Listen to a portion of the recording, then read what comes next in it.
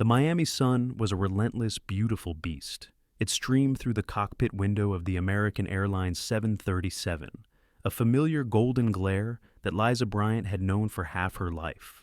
At 41, she wore her uniform with an easy confidence that 20 years of service afforded. She was a senior flight attendant, a professional who could calm a panicked passenger during turbulence or de-escalate a dispute over an armrest with nothing more than a steady gaze and a low, measured voice. Her life was a meticulously organized rhythm of pre-flight briefings, time zone calculations, and the anonymous hum of hotel air conditioners.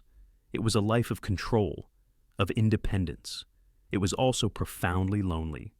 Back in her tastefully decorated condo in Brickell, with the glittering skyline of Miami winking at her through the floor-to-ceiling windows, the silence was often deafening.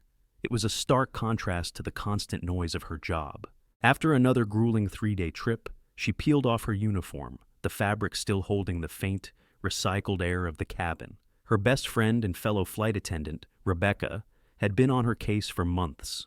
"Liza, you're a catch. A successful, beautiful black woman in Miami. You can't just let life pass you by," Rebecca had insisted over coffee at MIA last week, pushing a dating app called Ember across the table. "Just try it. What's the worst that can happen?" Liza had scoffed then, but the loneliness was a persistent ache. So, with a sigh that felt like a concession, she'd created a profile. And that's where she met Curtis Vance. His profile was magnetic. 32, a self-described entrepreneur with a smile that seemed to bypass the screen and warm her directly. His photos were a curated collection of a life well lived, hiking in the Blue Ridge Mountains, laughing with friends at a rooftop bar, and one particular photo that stopped her, him volunteering at a local youth center, a look of genuine engagement on his face. He was a handsome, dark-skinned man, and his bio was the final perfect hook. Looking for a strong, independent woman who knows her own worth. Life's too short for games. He messaged her first. "That smile in your profile picture could light up a runway, Liza. I'd love to get to know the woman behind it." It was smooth, but not cheesy. Against her better judgment, she replied. Their conversations flowed with an unnerving ease. He was intelligent, funny, and seemed fascinated by her career. Unlike other men who were either intimidated by her independence or fetishized it, Curtis seemed to genuinely admire it. "It's incredible," he'd said on their first date at a stylish bistro in Wynwood, surrounded by vibrant murals. "To be a black woman in a field like aviation, you have to be twice as good. I respect that more than you know." He saw her. He didn't just see a woman, he saw a black woman and acknowledged the specific mountains she had to climb. It was intoxicating. The dates became a whirlwind tour of Miami's best spots. They explored the sultry jazz clubs of Overtown, took a private boat tour around Star Island, and had lazy Sunday brunches in Coconut Grove. Curtis was the epitome of a modern gentleman. He opened doors, listened intently, and never once made her feel like she had to diminish herself to make him feel bigger. He celebrated her strength. "He's almost too perfect," Rebecca had warned, a playful but sincere caution in her voice, as they stocked a beverage cart for a flight to Chicago. "Maybe I'm just due for some perfection," Liza had shot back, a genuine smile on her face for the first time in years. The relationship deepened over 2 months. Liza found herself falling, a feeling she thought she'd locked away after her last disastrous breakup. Curtis was attentive, passionate, and seemed to anticipate her needs before she even voiced them. He was, in every sense of the word, the perfect man. One evening, they were dining at a high-end restaurant on the top floor of a South Beach hotel. The ocean was a vast, inky expanse below them, the lights of the city a diamond-studded blanket. Curtis reached across the table and took her hand. His thumb traced gentle circles on her knuckles. "Liza," he began, his voice low and serious, "I'm falling in love with you." Her breath hitched. She felt a warmth spread through her chest, a feeling of finally being home. "I have to go to the Bahamas in 2 weeks for a business meeting," he continued, his eyes locked on hers. "It's an investment opportunity. The meetings are only for a few hours. The rest of the time, it's on a cruise. The Caribbean Majesty, 4 days of sun and sea." He paused, letting the image sink in. "I know it's fast, but I don't want to go without you. I want you to come with me, Liza, as my guest. Let me spoil you. Let me show you what it feels like to be treated like the queen you are. A cruise. It was lavish, extravagant. A part of her, the cautious, pragmatic flight attendant, screamed that it was too much, too soon. Traveling together was a huge step. As if reading her mind, he added, "Think of it as a pre-vacation. You spend your life serving others in the sky. It's time someone served you on the sea. You deserve it." The argument was flawless. The offer was a fantasy made real. The man she was falling in love with wanted to sweep her away on a romantic getaway. All her doubts, all the lonely nights, all the failed relationships seemed to culminate in this one perfect moment, this one chance at the happiness she'd almost given up on. How could she say no? "Yes," she heard herself say, her voice barely a whisper. "Curtis, yes. I'll go with you." His smile was brilliant, radiant. He leaned across the table and kissed her, a deep, promising kiss that tasted of expensive wine and a future she was finally ready to believe in. As she looked into his adoring eyes, she was completely unaware that this perfect man, this incredible offer, was not a key to a new life, but a meticulously crafted lure, and the hook had just been set. The port of Miami was an organized chaos of honking cars, bustling porters, and streams of tourists high on vacation energy. Towering over it all was the Caribbean majesty, a behemoth of white steel and shimmering glass. It wasn't just a ship, it was a floating city, a monument to leisure and excess. Despite having flown over countless ports and seen hundreds of ships from 30,000 feet, Liza was struck by its sheer scale. It made her feel small, a tiny cog in a massive, glittering machine. Curtis, looking effortlessly handsome in linen pants and a crisp blue shirt, handled everything. He tipped the porters generously, navigated the check-in lines with a VIP pass she hadn't known he had, and led her onto the ship with a proprietary arm around her waist. "Ready for the adventure of a lifetime?" He grinned, his smile as bright as the Florida sun. "More than ready," she replied, the thrill of it all bubbling up inside her, pushing aside the last vestiges of her professional caution. The suite was breathtaking.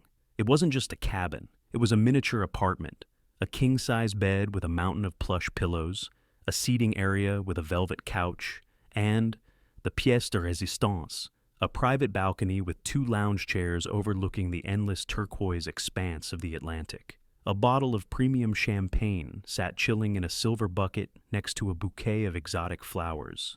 "Curtis, this is too much," Liza breathed, running a hand over the cool marble of the vanity. "This must have cost a fortune."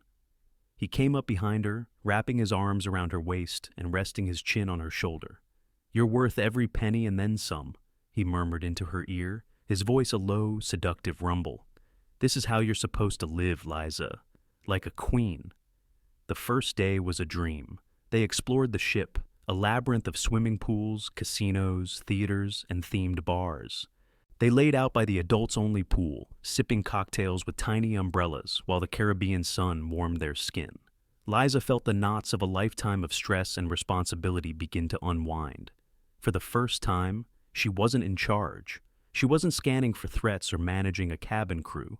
She was simply being cared for, and it was glorious. That evening, they dressed for the formal dinner.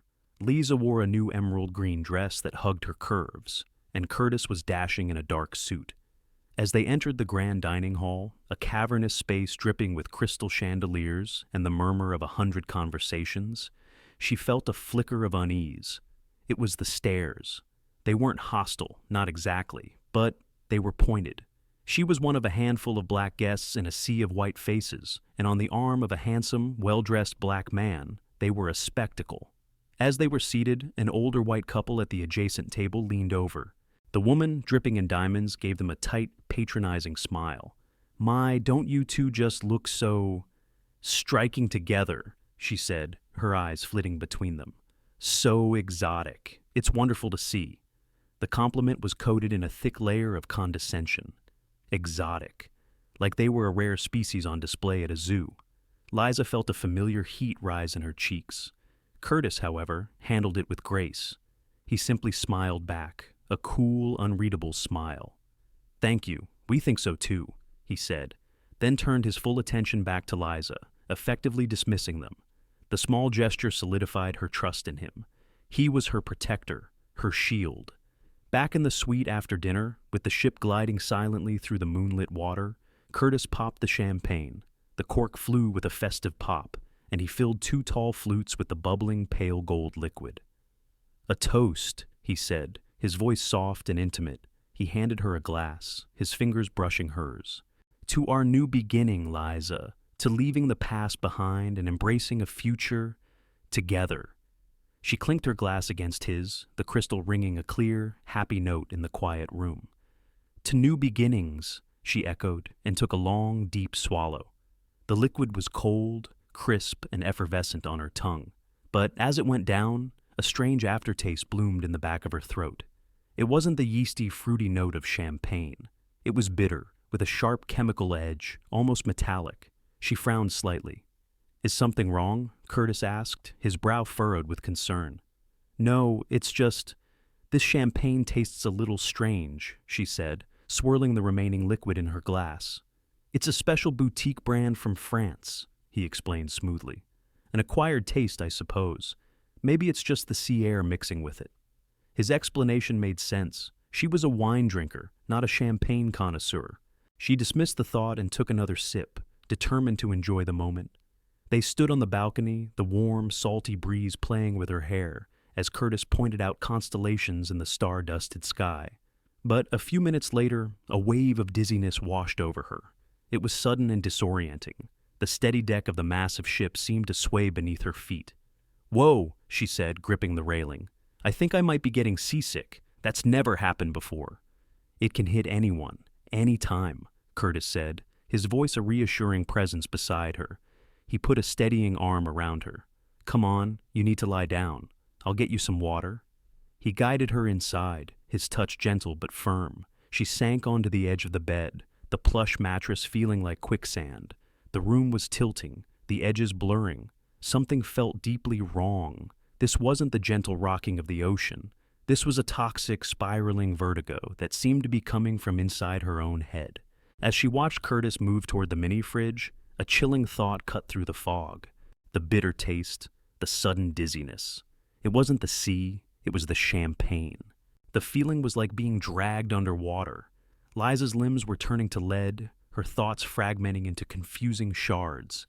The elegant suite, which had felt like a sanctuary just moments before, was now a spinning, hostile space. She pushed herself up, trying to fight the terrifying inertia that was claiming her body. "Curtis," she slurred, her tongue thick and uncooperative. "Something's really wrong. I think I need a doctor, now." He was standing by the balcony door, silhouetted against the moonlit sea. He turned, and in the dim light of the bedside lamp, his face was a mask she didn't recognize. The warmth, the concern, the love she had cherished. It was all gone. In its place was a chilling, professional detachment. It was the look of a man finishing a job. "It's all right, Liza. Just rest," he said, his voice flat and devoid of emotion. It was a tone she had never heard from him, and it terrified her more than the dizziness. The last of her denial crumbled into dust. "The champagne," she whispered, the words a struggle. What did you put in it?" Curtis didn't answer. He simply pulled out his phone, his thumb moving quickly across the screen as he tapped out a message. Panic, cold and sharp, pierced through the chemical fog in her brain. She had to get out. She had to get help. She tried to stand, but her legs buckled instantly. She collapsed onto the thick plush carpet, her cheek pressing against the fibers. With a monumental effort, she began to crawl, dragging her useless body toward the door to the hallway. It was only a few feet away, but it felt like miles. "Please," she begged, her voice a ragged sob. "Why are you doing this?" He glanced down at her on the floor, his expression unreadable, almost bored. "Business, Liza! It's just business." Her crawl was agonizingly slow. Her vision was tunneling, the edges darkening. Just as her fingers brushed against the cool, solid wood of the door, a sound from the balcony made her freeze. It was the soft click of the sliding glass door opening. She twisted her head, her neck muscles screaming in protest. Two large hulking shadows detached themselves from the darkness of the balcony and stepped into the suite. They were dressed in dark work clothes, their faces obscured by the dim light, their presence radiating a quiet, brutal menace. They weren't cruise ship staff. They were something else entirely. Liza's heart hammered against her ribs, a frantic, trapped bird. This wasn't just a drugging. This was an abduction. She looked past the two men, through the open balcony door, and her blood ran cold. The view was no longer of the endless romantic sea. Looming beside the pristine white hull of the Caribbean Majesty, so close she could have thrown a stone and hit it, was a different kind of vessel. It was a massive cargo barge. Rust streaked its dark, hulking sides like dried blood. It was a monstrous, ugly thing, a creature of industry and grime, floating silently beside their vessel of pleasure and light. The stark polarization of the two ships was a visual scream. The gleaming cruise ship was the bait. This rusty behemoth was the trap. The barge moved in perfect, terrifying sync with the cruise ship, a predator shadowing its prey in the dark water. Liza finally understood. This was a transfer, a handoff. One of the shadowy men moved toward her. She tried to scream, but only a pathetic whimper escaped her lips. Her consciousness was fraying, the world dissolving into a dark, swirling vortex. The last thing she saw before the blackness consumed her completely was Curtis. He stood observing the scene, his phone held loosely in his hand, his face illuminated by its cold, blue light. He looked like a foreman inspecting his product, his expression one of calm, calculated satisfaction. He had delivered the goods. Consciousness returned not as a gentle dawn, but as a violent shove into a world of pain. Liza's head throbbed with a sledgehammer rhythm. Her mouth was as dry and foul as sandpaper, and every muscle in her body ached. She pried her eyes open, expecting the soft, cream-colored ceiling of the cruise ship suite. Instead, she was met with the corrugated, rusted metal of a ceiling, barely a few feet above her face. The air was thick, suffocating. It was a nauseating cocktail of salt, diesel fumes, damp metal, and something else. The stale, unmistakable odor of human fear. She tried to sit up, a wave of nausea rolling through her, and realized she wasn't alone. In the dim striped light filtering through narrow ventilation slits near the top of the walls, she could make out other figures, silhouettes in the gloom. 5 other women, huddled or lying on the cold, vibrating metal floor. Some were crying softly, their sobs muffled and hopeless. Others, like the woman nearest her, just stared into the oppressive darkness, their eyes wide and vacant. They were all black women. Where are we? Liza's voice was a raw croak, more a thought than a question. A quiet voice answered from her right. A container on the barge. The speaker was a young woman, maybe early 20s, with intricate braids and eyes that held the terrified look of a cornered animal. They dragged us all here. I woke up when they were carrying me, but I played dead. I was too scared to do anything else. Liza's mind, still sluggish from the drugs, struggled to connect the pieces. The barge she'd seen from the balcony. The 2 men. Curtis. The truth landed with the force of a physical blow. She had been sold. "I'm Chanel," the young woman whispered. "Liza," she replied, her name tasting like ash in her mouth. "How long have we been here?" "Hard to tell. They took our phones, our watches, but judging by the light, it's morning." Liza forced herself to take stock of their prison. They were in a standard 40-foot shipping container. The ventilation slits provided minimal light and air, but the main doors were clearly sealed from the outside. There was no escape, no windows, no weaknesses. Just a steel box, adrift on the ocean. The full, horrifying reality of Curtis's betrayal crashed down on her. The dates, the sweet words, the way he'd looked at her.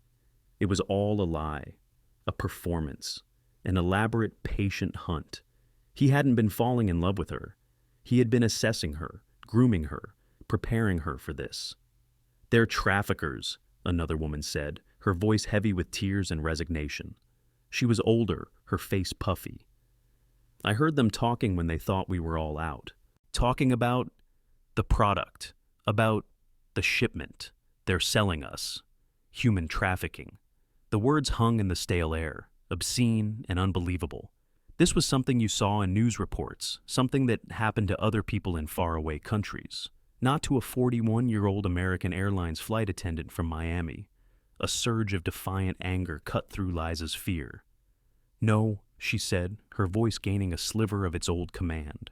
She pushed herself to her feet, swaying as the drugs still worked their way through her system. "We are not product. We have to get out of here." She stumbled to the massive doors, pounding on them with her fists. The sound was a dull, unsatisfying thud, swallowed by the metal. It was useless. The lock on the outside was heavy-duty, industrial. She felt along the walls, the floor, searching for any loose panel, any screw, any flaw. There was nothing. Suddenly, a deafening screech of metal on metal made them all jump.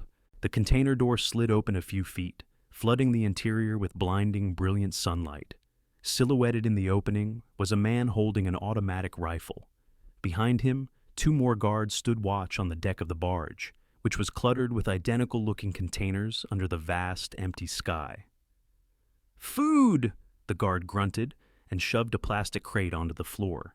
It held a few bottles of water and a pack of dry crackers. The door remained partially open, a tantalizing slice of freedom they couldn't reach. Through the gap, Liza's gaze swept across the deck, her flight attendant training kicking in, automatically assessing the situation. Then her eyes landed on the container next to theirs. The door to that one was wide open. As one of the guards passed by it, Liza saw him casually kick something back inside. It was a woman's shoe. A moment later, a raw, desperate scream tore from that container, followed by the sickening thud of a blow and a sudden chilling silence. The guard at their door just smirked. "See? You behave, you get water. You make noise, you get put to sleep." The message was brutally clear. The threat wasn't just being sold. It was the violence that could be unleashed upon them at any moment, for any reason. He slammed their door shut, plunging them back into semi-darkness. The slice of sunlight was gone. The hope it had briefly offered was extinguished, replaced by the fresh, terrifying echo of that scream. They were in the belly of a monster, and the monster was hungry. The hours inside the steel box bled into one another, marked only by the shifting stripes of light from the vents. Fear was a living thing in the container, a 6th passenger with a cold, constant touch. The women, who had introduced themselves as Chanel, a nursing student, Tamika, a single mother, Denise, a school teacher, and Jamila, a cashier, were trapped in a cycle of quiet sobbing and stunned silence. Liza, however, felt a different emotion crystallizing beneath her fear. A cold, hard rage. Curtis had not just sold her. He had targeted her. He had targeted all of them. He had weaponized their trust, their loneliness, and their race. Late into the night, when the only light was the faint glow of the stars through the vents, the container door was wrenched open again. The harsh glare of portable floodlights set up on the deck stabbed their eyes. "Everybody out! Now!" a gruff voice commanded. Dazed and stumbling, they were herded out of the container and onto the damp, salty deck. The moonless night was profound, the sea a black, breathing entity all around them. The barge's engines thrummed, a constant low vibration under their bare feet. They were lined up, shivering in their thin clothes. In front of them stood 5 men armed with automatic rifles. Curtis was not among them. "Stand still. The buyer wants to see the merchandise," one of the guards sneered. "No noise, no trouble, or you'll be feeding the sharks. Understand?" They nodded, a line of terrified women illuminated like stage props. Liza's mind raced, her flight attendant training taking over. Assess your surroundings, identify threats, locate exits. The exits were limited to the dark, churning water 20 feet below. The threats were everywhere. But as she scanned the deck, her eyes were drawn upward to the sky. The stars, clear, bright, and blessedly familiar. With the skills she'd honed over years of transatlantic flights, she quickly began to identify the constellations. The North Star, Cassiopeia. She could get a rough fix on their position. They were heading southeast, somewhere between the Florida coast and the Bahamas, in a major shipping lane and a major flight path. A low murmur of conversation drew her attention. 2 figures emerged from the small superstructure on the barge's deck and walked toward them. One was Curtis. He was dressed impeccably in a light-colored suit, an expensive watch glinting on his wrist. He looked utterly out of place amidst the grime and rust, a predator in his evening wear. His eyes swept over the line of women, and when they met Liza's, he didn't even flinch. There was no remorse, no shame. Just the cold assessment of an asset manager reviewing his portfolio. The man beside him was the one in charge. He was stout, middle-aged, and sweating in a white suit that was too tight for him. Gold rings flashed on his pudgy fingers as he puffed on a thick cigar, the smoke pluming into the night air. He walked down the line slowly, his eyes lingering on each woman with a disgusting proprietary air. He was a farmer, inspecting livestock. "You said top quality, Curtis," the man, Andre, said, his voice thick with a vaguely Eastern European accent. He gestured with his cigar toward Denise, the oldest of the group. "This one is past her prime, and this one," he pointed at Tamika, who was pale and trembling, "looks sickly." "The others are prime, Andre," Curtis replied, his voice smooth as silk. "Especially the one I told you about." He nodded in Liza's direction. "The flight attendant, educated, speaks multiple languages, disciplined. She will fetch a premium from the client in Isla Perdida." Isla Perdida, the Lost Island. The name sounded like something from a pirate movie, but in this context, it was terrifying, and a specific client was waiting for her. The danger wasn't random, it was personal. Andre stepped closer to Liza, his foul, cigar-laced breath washing over her. He looked her up and down, a grotesque smile spreading across his lips. "Ah, yes, the high flyer. She has spirit. I can see it in her eyes." He reached out a thick, sweaty hand and stroked her cheek. Every instinct in Liza's body screamed at her to recoil, to spit in his face, to claw his eyes out. But she stood perfectly still, turning her terror and rage into a mask of ice. She knew that any resistance now would be met with swift, brutal punishment. She had seen the evidence of it next door. "She'll do," Andre grunted, his finger tracing her jawline. He turned to Curtis. "My client on the island is a man of particular tastes. He enjoys breaking strong women. He paid extra for this one." The casual cruelty of it, the utter dehumanization, almost broke her. She was not a person. She was a special order, a custom-built object for some sadist's entertainment. Andre stepped back, satisfied. "We'll be there by tomorrow night. The transfer is arranged. Make sure the merchandise is in good condition on arrival. No more damaged goods." He shot a pointed look toward the container next to theirs. "Of course," Curtis said with a slight bow of his head. As the guards began to shove them back toward their steel prison, Andre's final words to Curtis drifted back to Liza, a parting shot of horror. "And Curtis, my client also said to tell you he appreciates you sourcing from your own kind. It adds a certain authenticity to the experience." The door to the container slammed shut, sealing them in darkness once more. But this time, the darkness was different. It was no longer just the absence of light. It was filled with the knowledge of their specific terrible fate, and the sickening revelation that the man who had pretended to love Liza had sold her out not just in spite of her race, but because of it. The air in the container was thick with the suffocating weight of despair. Andre's words echoed in the darkness, extinguishing the last embers of hope for some of the women. Isla Perdida, a client with particular tastes. The plan was no longer abstract. It had a destination and a face, a monstrous one. Tamika began to sob uncontrollably, her body shaking with grief and terror for the 7-year-old daughter she would never see again. Denise rocked back and forth, muttering prayers under her breath.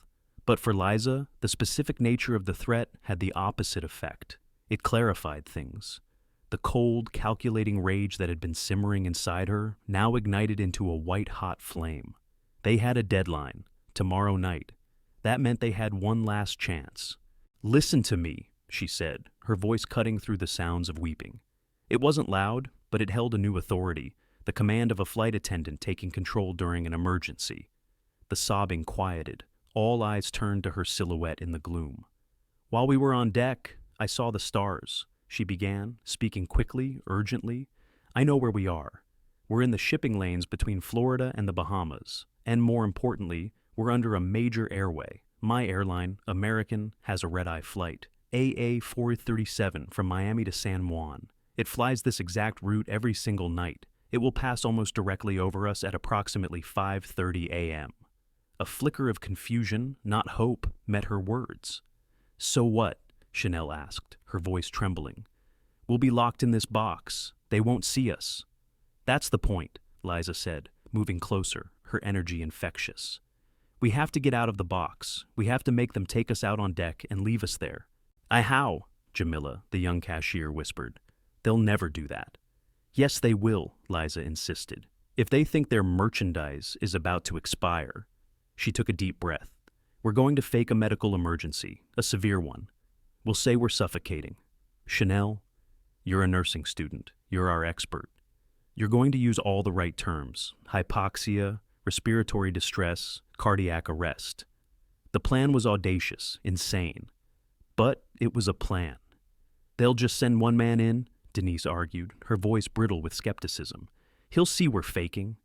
"Not if we're convincing enough," Liza countered. "And not if it's more than one of us. First, one of us will faint. Then, a few minutes later, another. We create chaos. We create a problem they can't ignore. Andre said he wants us in good condition. He doesn't want us showing up dead on arrival. Dead product is worthless." The women looked at each other, a seed of desperate hope being planted in the barren ground of their fear. It was a terrifying gamble.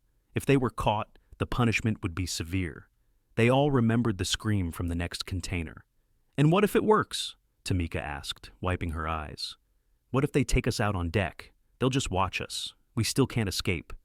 "The guards at night are tired and lazy," Liza said, recalling their bored posture. "They think we're helpless. They won't be expecting a move. When their guard is down, we run. We jump." A collective gasp filled the container. "Jump?" Chanel squeaked. "Into the ocean? In the dark? We'll drown." "We won't," Liza said, with a certainty she didn't entirely feel but had to project. "As a flight attendant, I'm trained in water survival. We link up. We form a group. We conserve energy. And we tread water until 5:30 a.m. When that plane flies over, a group of people in the middle of the ocean is an anomaly. The pilots are trained to spot things like that. They will see us. They will radio the Coast Guard." The container was silent for a long moment, the only sound the thrum of the barge's engines and the frantic beating of 6 hearts. It was a choice between a certain horrific fate and a slim, terrifying chance at survival. "What if the plane doesn't see us?" Jamila whispered, voicing the fear they all felt. "Then we keep holding on," Liza said, her voice steely. "Another boat or another plane will pass. But if we stay here, we arrive at Isla Perdida tomorrow night. There is no hope there. Out there," she gestured toward the metal walls, toward the unseen ocean. "Out there is a chance." She looked from face to face in the dim light. "I can't make you do this. We all do it, or none of us do. So, who's in?" The silence stretched on. Then Jamila, the quiet cashier, the one who had seemed the most broken, spoke up. "I have a son. He's 8. His name is Marcus." She took a shaky breath. "I'll do it. I'll be the first one to faint." That was the spark. One by one, the others nodded. Chanel, Tamika, even skeptical Denise. They had nothing left to lose. "Okay," Liza said, taking command. "Here's exactly how we do it." She laid out the plan in meticulous detail, the timing, the symptoms, the escalation. They rehearsed their roles in whispers. 10 minutes later, on Liza's signal, Jamila let out a gut-wrenching moan and collapsed onto the floor. The performance had begun. The other women immediately started screaming, pounding on the container doors with their fists and feet. "Help! Help us!" Chanel shrieked, her voice filled with practiced panic. "She's not breathing. I think it's hypoxia. We need air. Please, help!" They created a symphony of chaos and terror. They were no longer victims waiting for their fate. They were fighters. The sound of heavy, angry footsteps approached outside. The lock scraped. Their plan was in motion. Whether it led to freedom or a brutal end, there was no turning back now. The container door was wrenched aside with a furious clang. An irritated guard, the same one who had given them food earlier, stood framed in the opening, his rifle held loosely but ready. "What the hell is all the noise?" he demanded. Chanel was already on her knees beside Jamila, who lay convincingly limp on the floor. "She collapsed!" Chanel cried, pressing her fingers to Jamila's neck. "Her pulse is weak and thready. It's the air in here. There's no circulation. We're all getting dizzy. It's acute respiratory distress." She spouted the medical terms with the confidence of a seasoned ER nurse. The guard stared, his brow furrowed with a mixture of annoyance and uncertainty. He was a brute, not a medic. He looked from Jamila's still form to the other women, who were all panting, coughing, and clutching their chests. "Stay put," he grunted, and slammed the door shut. "Keep it up," Liza whispered urgently. The noise started again, louder this time, more desperate. A few minutes later, the door opened again. This time, 2 guards stood there, along with a man in a slightly cleaner shirt who seemed to be their supervisor. "What's the problem?" the supervisor demanded, stepping cautiously inside. "She's barely breathing," Chanel reported, not missing a beat. "Lack of oxygen. If she stays in here, she'll go into cardiac arrest. You'll have a dead body on your hands." The supervisor cursed under his breath. "Damn it! Andre will have my hide if the goods are damaged." He gestured to the guards. "Get her out. Take her on deck." As 2 guards hauled Jamila's limp body out into the night air, Liza saw her chance to escalate. She locked eyes with Tamika, giving her the prearranged signal. Tamika let out a theatrical gasp, her eyes rolling back in her head, and collapsed in a heap. "Another one!" Chanel screamed, scrambling over to her. "It's progressive asphyxia. We all need fresh air now, or you're going to lose the whole shipment." Thus, the supervisor's face was a mask of fury and panic. This was a complication he didn't want. "Fine, damn it, get them all out. Lay them on the deck. Let them air out." One by one, they were pulled or carried from the stifling container and deposited onto the cool, damp steel of the deck. They continued their performance, moaning weakly and taking in great, shuddering breaths of the salty night air. The 3 guards stood over them, rifles held ready. "What do we do with them now?" one asked the supervisor. "Let them lie here for a while," he snapped. "Keep an eye on them. They're not going anywhere in the middle of the ocean. Once they seem stable, lock them back up. I'm going to bed." He stalked off toward the superstructure, leaving the 3 guards to their watch. An hour crawled by. The guards grew bored. One started pacing, another leaned against a stack of containers, scrolling through something on his phone. The third sat on a crate, smoking, his gaze drifting out to the black water more often than at the women on the deck. They were still pretending to be weak, but they were watching, waiting. The night was dark, the barge's engines a loud, steady drone that would cover the sound of a splash. The opportunity was ripening. Liza lay on her side, facing the others. She began to whisper, her voice barely audible over the engine noise. "Now. It has to be now. Their guard is down." The women shifted almost imperceptibly, signaling they had heard. "On my signal," Liza continued, her heart pounding a frantic rhythm against her ribs. "We get up and we run. No screaming, just run, straight for the starboard side. It's about 15 yards. We jump, and we swim away from the barge underwater as far as our lungs will let us." A shiver of pure terror went through Chanel, but she nodded. "Shoes off," Liza whispered, quietly. Under the cover of their weak moans, they slipped off their shoes. Liza risked a glance at the guards. The one on his phone was completely absorbed. The pacer had his back to them. The smoker was staring out at the horizon, lost in thought. It was the best chance they were going to get. "Ready?" Liza breathed, faint nods in the darkness. "Now." Like shadows detaching from the floor, they rose as one. For a heart-stopping second, they were simply 6 women standing on the deck of a barge in the middle of the ocean, poised on the knife edge of fate. They took one collective, silent step. Then another. They began to run. It was the guard on his phone who noticed first. He looked up from the glowing screen, his eyes widening in disbelief. He fumbled for his rifle, shouting, "Hey, stop!" The shout alerted the others. The pacer spun around. The smoker jumped to his feet. They were 10 yards from the edge. "Run!" Liza screamed, all pretense of stealth gone. The guards were raising their rifles. The women were a desperate, scrambling pack, fueled by pure adrenaline. 5 yards.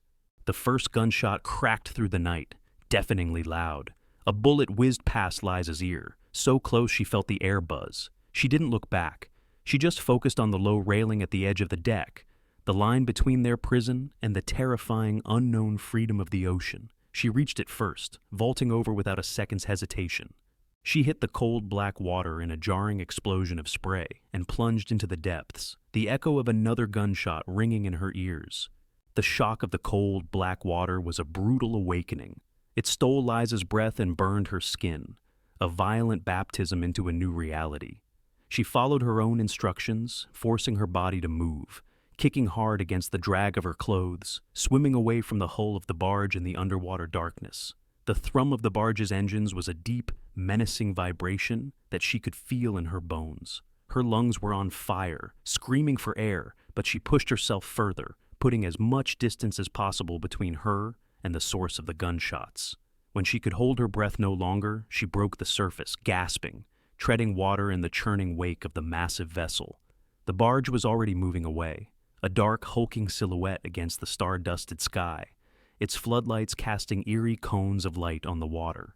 She frantically scanned the choppy waves. One by one, heads bobbed to the surface. Chanel, sputtering and coughing. Tamika, her eyes wide with terror. Then Denise, Jamila, and Keisha, another woman who had been quiet but steadfast. They were all there. All six had made it into the water. A wave of relief, so powerful it almost made her weak, washed over Liza. "Over here! Group up!" she called out, her voice strong despite the chattering of her teeth. They swam toward each other, a small, desperate cluster of humanity in the vast, indifferent ocean. The barge continued on its course, shrinking into the distance. No searchlights swept the water. No boats were lowered. To the men on board, they were either dead or as good as. Lost merchandise. "We did it," Chanel sobbed, a sound that was half terror, half triumph. "We're free." "We're not free yet," Liza said, her voice firm, taking charge. "We have to survive until morning. Everyone, link arms, stay together. It will keep us warm and prevent anyone from drifting away." They formed a tight circle, holding on to each other's arms and shoulders. The initial adrenaline began to fade, replaced by a profound, creeping cold. The Caribbean water wasn't frigid, but after hours of exposure, it would leach the life from them. Time became a fluid, meaningless concept, measured only by the slow march of the stars across the sky. The silence was absolute, broken only by the sloshing of the waves and the sound of their own labored breathing. Fatigue began to set in, a deep, heavy exhaustion that made their limbs feel like lead weights. "I'm not a strong swimmer," Jamila whimpered after what felt like an eternity, her body starting to sag in the water. "Yes, you are," Liza said, maneuvering to support her. "Everyone, kick slowly, just enough to stay afloat. Jamila, think about your son. Think about Marcus. You are going back to him." The mention of her son seemed to give Jamila a new reserve of strength. It became their mantra. They spoke of their families, their children, the lives they had been stolen from. They weren't just fighting for themselves, they were fighting for the people waiting for them on shore. But the ocean was a relentless enemy. As the hours wore on, a new terror emerged. It was Kesha who saw it first. "What is that?" she whispered, her voice tight with fear, pointing a trembling finger into the darkness. Liza followed her gaze. About 30 yards away, a dark triangular fin sliced cleanly through the surface of the water. It moved with a sinister, deliberate grace, circling them. A shark. Primal fear, cold and electric, shot through the group. A collective gasp was followed by whimpers of terror. Tamika began to cry hysterically. "Nobody panic," Liza commanded, her own heart hammering against her ribs. "Stay in the circle. Make the group look big. Everyone, kick, splash, make noise. They don't like to attack large, aggressive prey." Their desperation turned into a frenzy. They kicked and splashed with all their might, shouting and screaming into the night, their small circle of survival turning into a churning, chaotic mass of white water. The fin continued its slow, curious circle, then another. It was an agonizing test of nerves, a battle of attrition. Just when their strength was about to give out, the fin submerged and vanished. They were left floating in the silence, their limbs trembling, their energy utterly spent. The encounter had drained them of their last reserves. Hypothermia was setting in, and their movements became sluggish, their thoughts clouded. "I can't feel my legs," Denise murmured, her head lolling. "We have to stay awake," Liza urged, her own voice sounding faint and far away. "Talk to me. Tell me about the first thing you'll eat when we get back." "A big, greasy cheeseburger," she offered. "Pizza," Chanel mumbled, "with extra pepperoni." "My mom's gumbo," Tamika whispered, a faint smile on her blue-tinged lips. They clung to these small visions of home, these tiny anchors of hope in an endless sea of despair. The night seemed infinite, a cold, dark eternity. Liza felt herself drifting, the line between consciousness and unconsciousness blurring. She fought to keep her eyes open, her gaze fixed on the eastern horizon, praying for a dawn that felt like it would never come. They were at the absolute limit of human endurance, and the longest night of their lives was still not over. Just when the cold had seeped so deep into their bones that it felt permanent, a subtle change occurred. The oppressive inky blackness of the eastern sky began to soften, bleeding into a deep indigo, then a bruised purple. A thin, brilliant line of orange appeared on the horizon. Dawn, Denise breathed, the word a prayer. The rising sun was the most beautiful thing Liza had ever seen. Its first rays, still weak, didn't offer much warmth, but they brought something more important. Visibility. Hope. They had survived the night. "All right, everyone, listen up," Liza said, her voice raspy but clear. "The plane will be coming soon. We need to be ready. We need to look like more than just a piece of driftwood." They huddled closer, trying to create a single, larger mass in the water. The ocean, now a deep royal blue, stretched to the horizon in every direction. There was no land in sight, no other ships. Just them, 6 women, alone in the vastness. The scale of their isolation was terrifying. Time stretched. The sun climbed higher, its warmth now turning into a scorching glare on their wet, exposed skin. Thirst was a raw, aching need in their throats. "I hear it," Kesha whispered, her head cocked. Everyone fell silent, listening. At first it was just a faint hum, barely distinguishable from the whisper of the waves. Then it grew, a steady, familiar drone. A silver speck appeared in the brilliant blue sky, growing larger, resolving into the unmistakable shape of a commercial airliner. The sun glinted off its fuselage. Liza could see the blue and red stripes of the American Airlines livery. "It's them!" she shouted, a surge of adrenaline cutting through her exhaustion. "Wave! Yell! Splash! Everything you've got!" They erupted into a frenzy of motion, waving their arms, kicking up plumes of white water, screaming until their throats were raw. The plane was flying high, a standard cruising altitude of over 30,000 feet. Liza knew, with a sickening certainty, that the odds of being seen were minuscule. They were a microscopic speck in an endless ocean. Her heart sank as the plane flew directly overhead and continued on its path, its engine noise fading. It hadn't deviated. It hadn't seen them. "It's gone," Jamila sobbed, her face crumpling in despair. "They didn't see us." The hope that had sustained them through the night evaporated under the hot sun, leaving behind a bitter residue of failure. The women went limp in the water, their brief burst of energy spent. The fight was gone. "Don't give up," Liza started to say, though her own hope was crumbling. "There will be others." "Wait," Denise interrupted, her voice sharp. She was pointing at the receding dot in the sky. "Look, it's turning."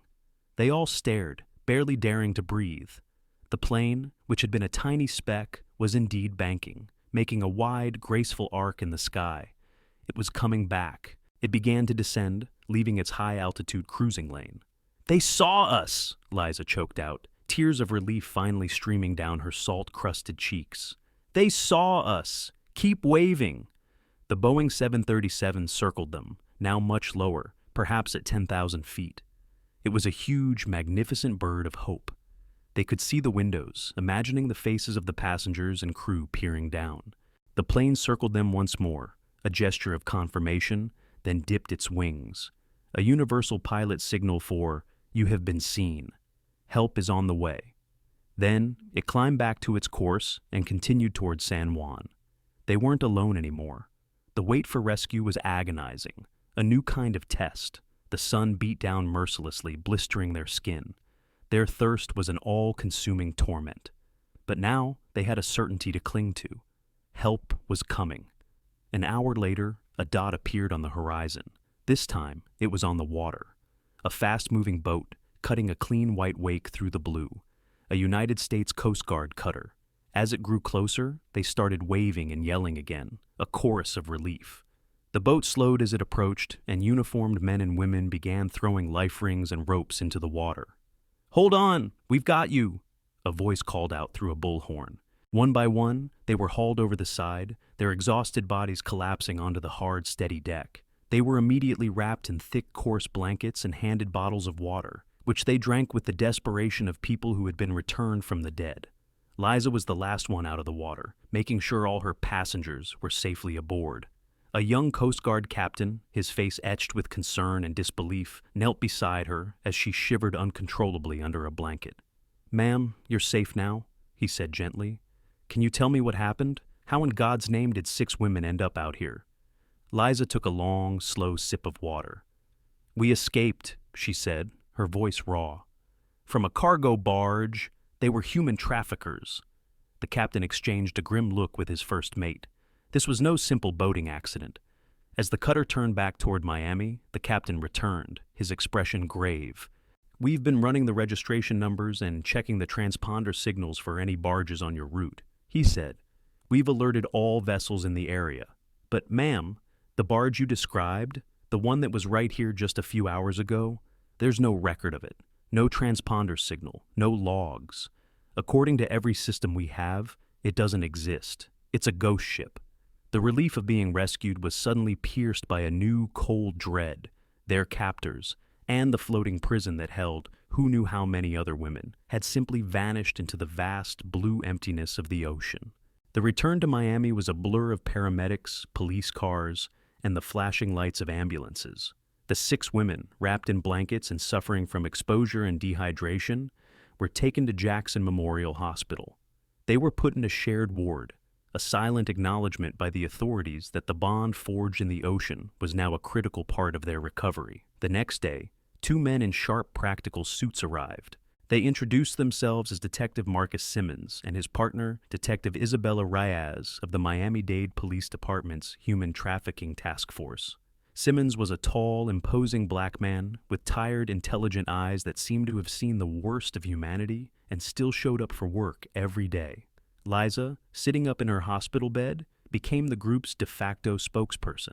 She recounted the entire ordeal, from the first message from Curtis on the Ember app to the moment the Coast Guard pulled them from the water. Her memory was sharp, her flight attendant's training for observation providing a wealth of detail. Curtis's mannerisms, Andre's accent, the specific configuration of containers on the barge's deck, the direction they were heading. The other women filled in their own stories, painting a chilling mosaic of a sophisticated, targeted operation. This Curtis Vance, or whatever his real name is, he's a predator who specializes in a type. Simmons noted grimly, looking at the 6 women in the room. Successful, independent women of color, women who society might not look for as quickly, women he assumes have no one to protect them. The unspoken truth hung in the air. He thought they were disposable, but the investigation hit a wall almost immediately. The name Curtis Vance was a ghost. The social media profiles were expertly crafted fakes, deleted the moment Liza was on the cruise. The ID he used for the cruise was a high-quality forgery. The barge, as the Coast Guard had confirmed, was a ghost ship, likely operating with a fake name and a disabled transponder, a common tactic for smugglers. They were hunting shadows. Weeks turned into a frustrating month. Liza and the other women were released from the hospital and tried to piece their lives back together, all while living with the heavy knowledge that their captors were still out there, likely hunting for new victims. The case went cold. The media attention faded. It felt like the world was forgetting them. Liza, however, refused to let it go. She met with Detective Simmons weekly, pushing for updates, offering any help she could. She had seen the monster's face, and she would not rest until he was caged. The breakthrough came from an unexpected source. The detectives, working on a hunch from Liza that Curtis was too arrogant to completely abandon his methods, started digging into his financial trail. It was a dead end until they cross-referenced his known expenses with purchases of a specific rare chemical. "The champagne," Riaz explained to Liza in Simmons's office. "The bitter taste you described. We had a toxicologist run a profile. It's likely a Z drug derivative, a powerful sedative that's hard to trace. It's not something you buy at a corner pharmacy." This was where the case took a turn. Simmons put in a request for a specialized asset, a K9 unit from the ATF. Not a drug dog, but a dog trained to sniff out specific chemical compounds used in explosives and, in this case, rare chemical agents. The dog was a sleek black Labrador named Shadow, and his handler was a no-nonsense state trooper. They took Shadow to a warehouse in Hialeah that their financial forensics team had tenuously linked to a shell corporation Curtis had used. The warehouse was empty, swept clean. It looked like another dead end. The handler let Shadow off his leash. The dog worked the vast, empty space methodically, his nose to the concrete floor. After 20 minutes of finding nothing, the handler was about to call it. "One more pass, Shadow," he said. The dog trotted toward a pile of trash in a far corner that the initial sweep team had dismissed as junk. He sniffed at a pile of old pallets, then suddenly froze, his body rigid, his tail straight. He'd found something. Buried under a piece of rotting plywood was a single crushed cigarette butt. It was a European brand, the same kind Liza had mentioned Andre smoked. Kneeling down, Detective Riaz carefully bagged the evidence. "Don't get your hopes up," Simmons warned. "It's probably nothing." But it wasn't nothing. The lab results came back 2 days later. The traces of saliva on the cigarette provided a DNA profile for Andre. And more importantly, the paper of the cigarette had absorbed a microscopic trace of a chemical. It was the exact Z drug derivative the toxicologist had predicted. It was their chemical signature. The DNA hit linked Andre to a known trafficking ring based not in Miami, but in Atlanta. And the chemical, the ATF had flagged a recent bulk purchase of it by a shell company operating out of a logistics firm near the Atlanta airport. "They're not here anymore," Simmons said, pointing to a map on his wall. "They've moved their entire operation. They're in Atlanta." He looked at Liza, a new respect in his eyes. "They thought they were ghosts, but you gave us the thread. And that dog found the needle in the haystack." The hunt was back on. And this time, they weren't just chasing shadows. They were chasing a scent. The decision to go to Atlanta was one Liza made without hesitation. Detective Simmons was against it, citing protocol and safety. "We have their location, Miss Bryant. Let us handle it from here. It's too dangerous." "I've faced the danger, Detective," Liza replied, her voice steady. "I know their faces. I know their voices. Curtis has probably changed his appearance. I can identify him in a crowd when a photograph can't. I need to see this through." Her determination and the undeniable tactical advantage of having an eyewitness won him over. Under the strict condition that she remain with a protective detail far from the operational zone, she flew to Atlanta. She felt a strange sense of resolve flying as a passenger, looking out the window not with fear, but with purpose.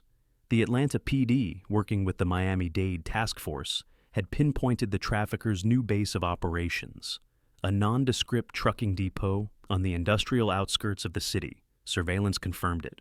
They watched as Curtis, now with a beard and glasses, posing as a logistics manager named Michael Green, met with a string of young women. He was already building his next shipment. The raid was scheduled for a Tuesday night when a high-value meeting was set to take place between Curtis and his boss. Liza sat in an unmarked SUV a quarter-mile away, her heart a drum against her ribs. Officer Jackson, her protection, sat beside her, his hand resting near his sidearm. Through a pair of high-powered binoculars, she watched the entrance to the depot. A silver sedan pulled up. Curtis got out. Even with the disguise, the arrogant tilt of his head was unmistakable. A cold fury washed over Liza. Then, a black Escalade rolled onto the lot. The passenger door opened, and Andre Coleman heaved himself out, wearing his signature white suit. "It's them," Liza breathed into the radio microphone, connecting her to Simmons's command post. "Positive ID on both subjects." "All units execute," Simmons's voice crackled back. The night erupted. SWAT vans and police cruisers materialized from the darkness, their lights flashing, sirens screaming. They swarmed the depot from all sides. Curtis made a break for it, sprinting toward a chain-link fence, but he was tackled and brought down by a K9 officer. Andre didn't even run. He just stood by his SUV, a look of pure disgust on his face, and allowed himself to be cuffed. Watching them being forced to their knees, stripped of their power and arrogance, Liza felt a profound, shuddering release. The nightmare was finally being caged. The trial was a grueling, media-frenzied affair several months later. Curtis and Andre, flanked by expensive lawyers, tried to project an air of wronged innocence. But their case crumbled under the weight of the testimony from the 6 women of the Caribbean Majesty. Liza was the first to take the stand. She faced Curtis, looking him directly in the eye. He refused to meet her gaze. Calmly and clearly, she told her story. The defense lawyer tried to trip her up, to paint her as a scorned lover, making up a fantasy. But her memory was unshakable, her details precise. Chanel followed, her voice trembling but strong as she described the terror of the open ocean. Jamila wept as she told the jury about her son, Marcus, and how she thought she'd never see him again. Denise, Tamika, and Keisha each added their voices, their stories weaving together into an unbreakable cord of truth. They were not just victims, they were survivors, and their collective voice was powerful. When the prosecutor presented the physical evidence, the DNA from the cigarette butt, the financial records, the surveillance photos from Atlanta, the verdict was a foregone conclusion. Guilty. On all counts of kidnapping, human trafficking, and conspiracy. The judge sentenced them both to life in prison, without the possibility of parole. As they were led away in chains, Liza felt not triumph, but a quiet, solemn sense of justice. In the months that followed, Liza returned to her life. But she was not the same woman. The ordeal had cracked her open, but what filled the space was not fear, but a fierce new purpose. She worked with the other 5 women to establish the Majesty Network, an online resource and support group for survivors of trafficking, with a special focus on the vulnerabilities facing women of color. She became an advocate, speaking at conferences and working with law enforcement to improve victim support protocols. One afternoon, flying her regular route from Miami to San Juan, she stood in the galley, looking out the small porthole window at the vast, glittering expanse of the Caribbean Sea below.